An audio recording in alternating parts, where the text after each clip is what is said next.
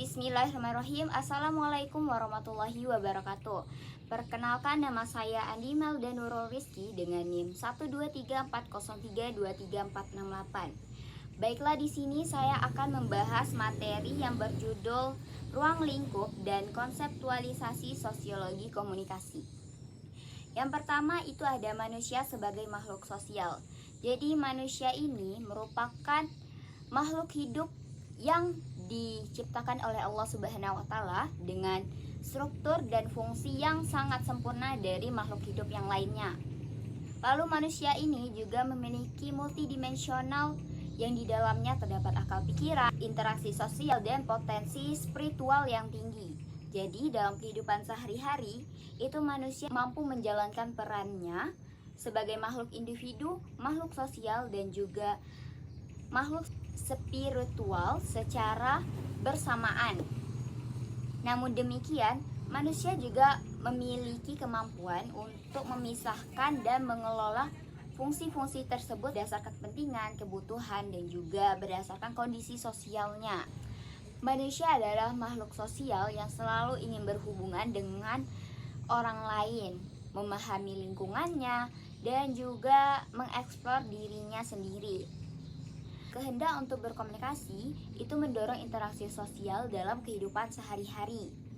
Manusia membentuk kelompok untuk mencapai yang dia inginkan. Jadi manusia itu tidak bisa hidup sendiri. Oleh karena itu, manusia secara alami terlibat dalam hubungan saling mendukung untuk memenuhi kebutuhan hidupnya.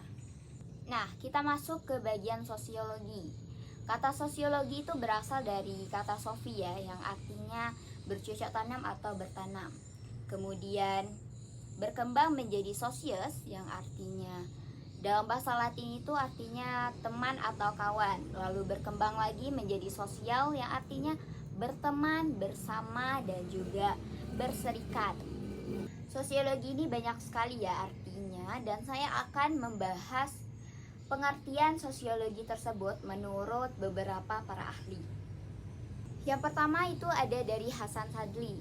Menurut Hasan Sadli, sosiologi adalah ilmu yang mempelajari manusia sebagai anggota dari golongan atau masyarakatnya dengan memperhatikan ikatan-ikatan adat, kebiasaan, kepercayaan, agama, tingkah laku, kesenian, dan kebudayaan yang meliputi segala aspek kehidupan manusia dalam masyarakat. Lalu ada Pitirim Sorokin. Sosiologi merupakan suatu ilmu yang mempelajari tentang hubungan dan pengaruh timbal balik antar aneka macam gejala-gejala sosial. Yang kedua, hubungan dan pengaruh timbal balik antara gejala-gejala sosial dan non-sosial. Yang ketiga, itu ciri-ciri umum semua jenis gejala-gejala sosial. Kemudian ada Rawlston dan Warren yang mengemukakan bahwa sosiologi adalah ilmu yang mempelajari hubungan antara manusia dalam kelompok-kelompok. Kemudian ada Selo Somarjan dan Soleman Sumardi yang mengatakan bahwa sosiologi ini mempelajari tentang struktur dan proses-proses sosial yang termasuk juga perubahan-perubahan sosial. Yang terakhir itu ada William F. Ogden dan Meyer F. Minkoff mengatakan bahwa sosiologi adalah penelitian secara ilmiah terhadap interaksi sosial dan hasilnya yaitu organisasi sosial. Nah, itu dia beberapa pengertian sosiologi menurut para ahli. Selanjutnya saya akan masuk ke bagian community. Menurut Ralph Linton, masyarakat adalah kelompok manusia yang telah hidup dan bekerja sama dalam jangka waktu yang cukup panjang. Dan juga dalam proses itu mereka menanamkan nilai-nilai, norma-norma, dan juga aturan-aturan yang mengatur perilaku anggota masyarakat dan memungkinkan mereka untuk berfungsi sebagai kesatuan sosial yang koheren. Dengan kata lain, masyarakat mampu mengatur dirinya sendiri dan membentuk identitas sosial yang jelas yang membedakannya dari kelompok-kelompok yang lainnya. Selo Somarjan menambahkan, masyarakat itu tidak hanya terdiri dari individu-individu yang hidup bersama, namun juga tempat di mana kebudayaan itu diproduksi dan juga dipertahankan. Selama berinteraksi satu sama lain dalam jangka waktu yang panjang, Individu-individu ini membentuk hubungan, membagi keinginan, dan mengejar kepentingan bersama. Proses ini memengaruhi pembentukan budaya masyarakat, termasuk norma-norma, tradisi, dan praktik-praktik yang diwariskan dari satu generasi ke generasi yang lainnya. Dengan demikian, masyarakat menjadi tempat di mana sistem komunikasi dan juga peraturan berkembang untuk mengatur interaksi sosial dan menjaga kohersi sosial di antara anggotanya. Yang ketiga, itu ada teknologi informasi dan teknologi media komunikasi. Teknologi media komunikasi atau juga sering disebut dengan teknologi informasi IT itu mulai populer pada akhir tahun 1970-an dan dikenal dengan nama teknologi komputer atau yang disebut pengolahan data elektronik EDP, atau istilah lainnya tuh namanya telematika. Nah, secara umum teknologi informasi itu dapat dibagi menjadi dua bagian, yaitu perangkat lunak software dan perangkat keras hardware.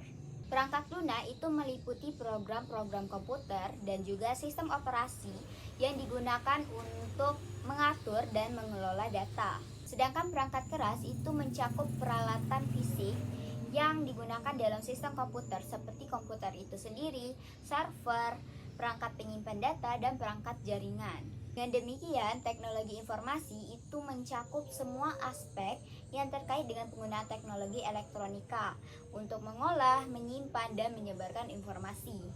Yang keempat, itu ada communication. Menurut The Adornoson and The Adornoson 1969 mendefinisikan komunikasi sebagai penyebaran informasi, ide, sikap, atau emosi dari satu individu atau kelompok ke individu atau kelompok lain, terutama melalui simbol-simbol. Menurut Gardner 1967 menyatakan bahwa komunikasi adalah interaksi sosial melalui pesan-pesan, sedangkan Onong Uchenna menggambarkan komunikasi sebagai proses penyampaian pikiran atau perasaan dari komunikator kepada komunikan. Menurut Sorjana Soekanto, sosiologi komunikasi adalah cabang khusus dalam disiplin sosiologi yang memfokuskan diri pada kajian interaksi sosial. Interaksi ini mencakup berbagai bentuk hubungan dan komunikasi antara individu dengan individu, individu dengan kelompok, serta kelompok dengan kelompok. Dalam konteks ini, sosiologi komunikasi mempelajari proses komunikasi yang memunculkan saling pengaruh dan mempengaruhi di antara pihak-pihak yang terlibat. Lalu, Sukanto juga mengaitkan sosiologi komunikasi ini sebagai praktik public speaking, yang mana merupakan kemampuan seseorang untuk berbicara di depan umum.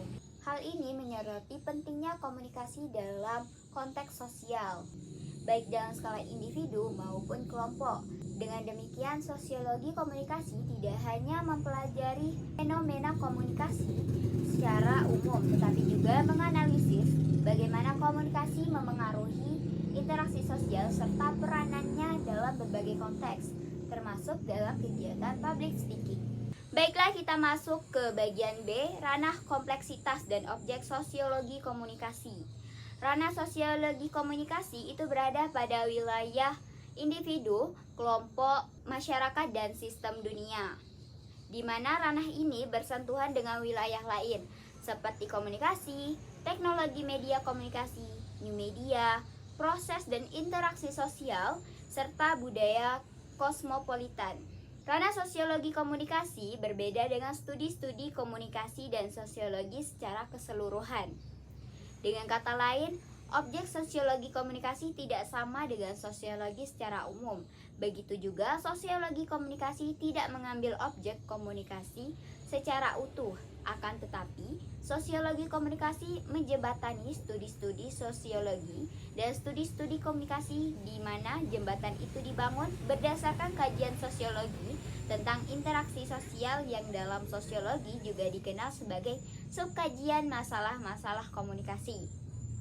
Kemudian, menariknya di dalam studi komunikasi yang berkaitan erat dengan sosiologi yaitu studi-studi media, dampak media, maupun perkembangan teknologi media komunikasi.